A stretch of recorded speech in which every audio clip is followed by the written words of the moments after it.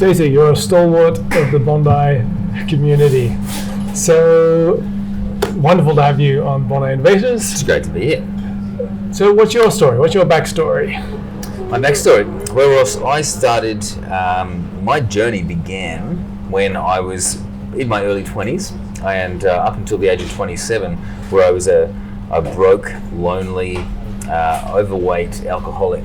Oh. And that was kind of how my life was going. And then I discovered this really intensive personal development.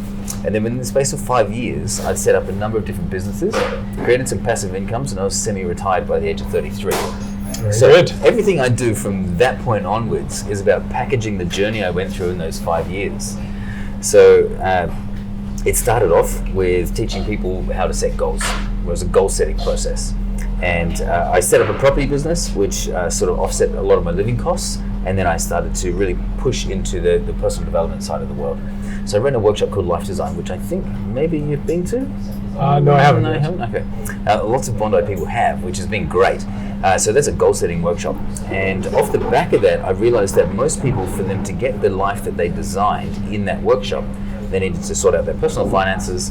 And for most people, they needed to refine a niche and a specific offering so they could make more money in less time and have a better lifestyle. So that's pretty much my journey, and that's where I'm at nowadays, is building products and services around that mission.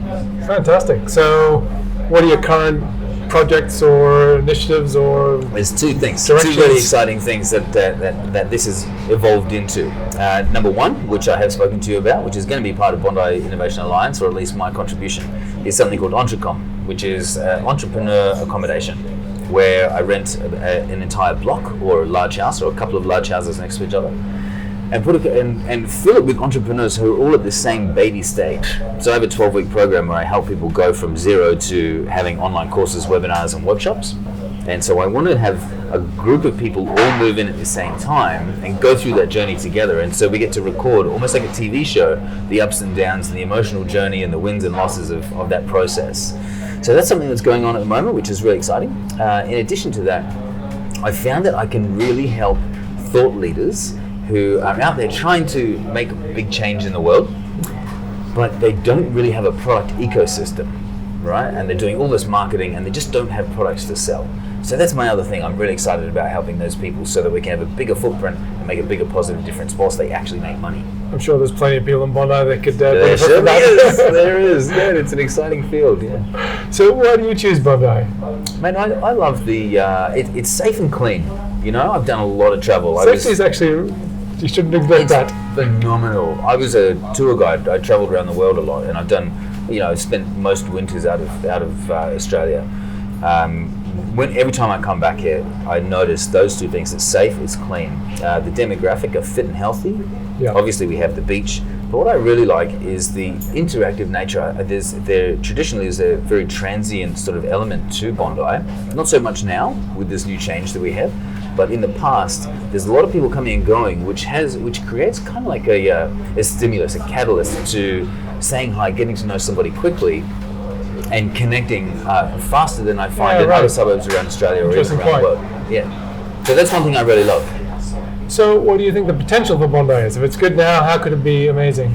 I think we have the capacity to really, and I believe we do. I believe we lead the way in Australia in a number of different things. If soy lattes become popular in Bondi, then it tends to radiate throughout Australia. If skinny jeans are the next big thing, that often starts here or in Newtown for jeans, and then radiates around Australia.